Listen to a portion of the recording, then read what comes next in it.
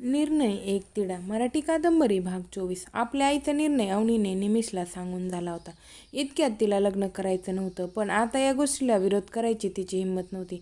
आपण आधीच आपल्या आईवडिलांना खूप दुखावलंय आणि आता पण जर त्यांच्या या निर्णयाला आपण नाही म्हणलं तर काय होईल हे तिला चांगलंच माहीत होतं. त्यामुळे तिने आईचं निमूटपणे ऐकून घेतलं होतं आणि तसंच निमिषला कळवलं होतं. त्यानेही मग आपले आईवडील तिच्या घरच्यांशी बोलतील असं सांगितलं होतं आणि आता ते लवकरच तिला मागणी घालायला येणार होते.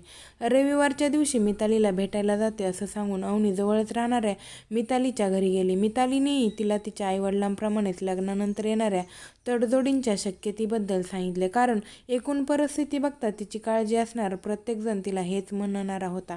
तिने अगदी सार्थकला जेव्हा हे सगळं सांगितलं तेव्हा तोही हेच म्हणाला.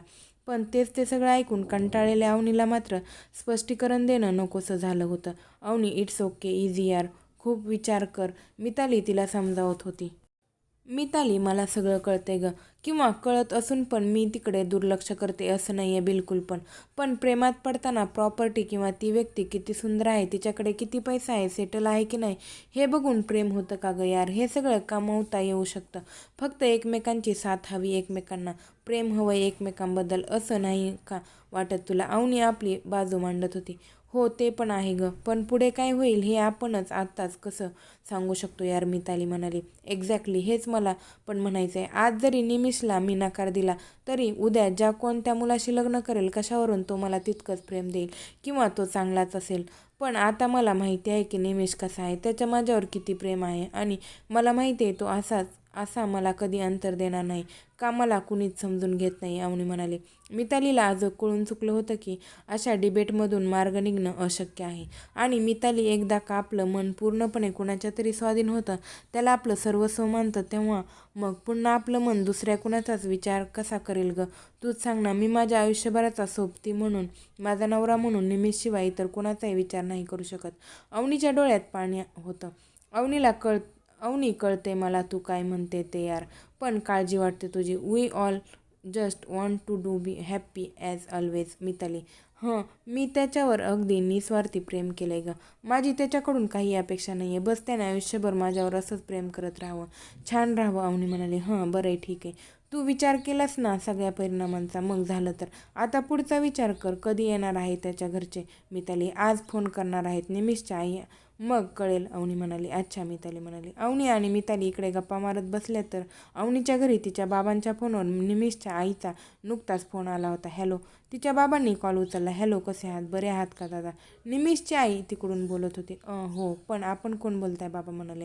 अहो, निमिषची आई बोलते. हां, अच्छा अच्छा, बोला बोला, बाबा म्हणाले. अवनीने सांगितलं नाही का तुम्हाला मी आज फोन करणार होते ते? निमिषची आई आपल्या नेहमीच्या ठसक्यात म्हणाली. हो, सांगितलं होतं, पण नवीन नंबर आहे ना, म्हणजे सेव्ह नव्हता, त्यामुळे कळलं नाही. थांब जरा, अवनीच्या आईशी बोला.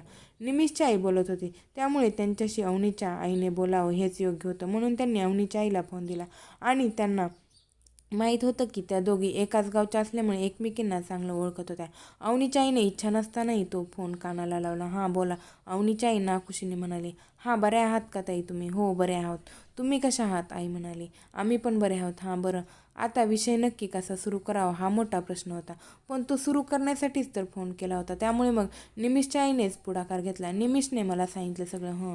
बघा ना ताई, आता आपलं नातं किती जुनं आहे. आपण एकाच गावच्या, एकाच वाड्यातल्या, आणि आता पोरांनी हे वेगळं नातं जोडायचा घाट घातला आहे. बरं, समजावून पण ऐक नाही, जे मनाला येईल तसं वागतायत. अवनीचे जे आजो ते आता तिचं सासर होणार, जी मामी तिला भाची म्हणून आवजाव करत होती त्यांची ती सून होणार. या नात्याला फरक जो होणार आहे तो या मुलांना सांगून तरी कळणार आहे का? निमिषची आई बोलत होती आणि अवनीची आई शांतपणे ऐकून घेत होती. आमच्या निमिषला खूप समजावलं मी, आम्ही सगळ्यांनी, पण पोरगं काही ऐकायला तयार नाही. तुम्ही तर समजवायचं होतं अवनीला. निमिषच्या आईचं हे बोलणं अवनीच्या आईला जिवारी लागलं. अवनीला आपण किती समजावलं पण ती काही समजली नाही. पण तिच्या काळजीने मात्र जेव्हापासून हे सगळं कळले त्या दिवसापासून आजपर्यंत आपल्या डोळ्याला डोळा लागणार नाही हे कसं त्यांना सांगणार होत्या? शेवटी काहीतरी म्हणायचं म्हणून त्या म्हणाल्या. आता काय, जे त्यांच्या नशिबात आहे ते होईल, अवनीची आई म्हणाली. जाऊ दे, आता काय करू शकतो आपण? तरी त्यांनी मनावर घेतलं इतकं तर. अवनी तशी चांगली मुलगी आहे, माझी सून म्हणून माझ्या घरात आली तर आम्हाला आनंदच होईल, पण जगाला उगाच बोलायला विषय मिळेल. तिचे मामा, आजी, आजोबा सगळे इथेच आहेत. बघू आता काय म्हणतायत सगळे, अवनीची आई म्हणाली. ठीक आहे मग बघा काय म्हणतायत ते, आम्ही येऊ मग गुरुवारी सगळे. निमिषची आई म्हणाले, हां ठीक आहे. अवनीच्या आईने फोन ठेवून दिला आणि त्या शांत एका जागी बसून राहिल्या. बाबांनी एकवार त्यांच्याकडे पाहिले. काय झालं, काय म्हणाल्या? बाबा म्हणाले, काय नाही, येते म्हणाल्या गुरुवारी. आई, अच्छा मग पण तू अशी टेन्शनमध्ये का दिसतेस? बाबा म्हणाले, अहो अवनीचे मामा नाही तयार होणार या लग्नाला, कुणीच नाही घरातलं अगदी. बाबा, अगं पण आपण जरा जास्तच घाई करतोय, असं नाही वाटत का तुला? आताशी तर कुठे ती जॉबला लागली आणि लगेच आपण तिच्या लग्नाचा विचार करतोय. बाबा म्हणाले, आपल्या मुलीवर त्यांचा जीव होता, तिचं भलं कशात आहे त्यांना माहीत होतं. ते जरी तिच्यावर चिडले होते, तिच्याशी बोलत नव्हते, तरीही त्यांनाही तिची काळजी वाटत होती आणि त्या काळजीपोटी, त्या मायेपोटीच ते आता आईला समजावत होते. अहो असं कसं म्हणताय तुम्ही? आता हे आपल्याला कळलंय म्हणून. आपल्याला कळलं नसतं तर आणि काही कमी झालं असतं तर? अहो आज ती कामाला जाते, पण उद्या कामाच्या नावावर ती त्याला भेटली तर आपल्याला कसं कळेल? अगं पण आपल्या मुलीवर आपला विश्वास आहे ना बाबा? हो आहे, पण आज आपल्याला कळते, अजून थांबलो तर उद्या अजून 10 माणसांना कळेल. लोकांची तोंडं आपण कसे बंद करणार आहोत? आतापर्यंत आपल्याला कुणी गालबोट लावलेलं नाही आणि इथून पुढेही नको असं काही व्हायला. आई म्हणाले, हो द्या तिच्या मनासारखं, पुढे जे काही होईल त्याची सर्वस्वी जबाबदार तिची असेल, पण अजून तर आपण थांबलो तर ते ठीक नसेल. आई आपली काळजी बोलून दाखवत होती.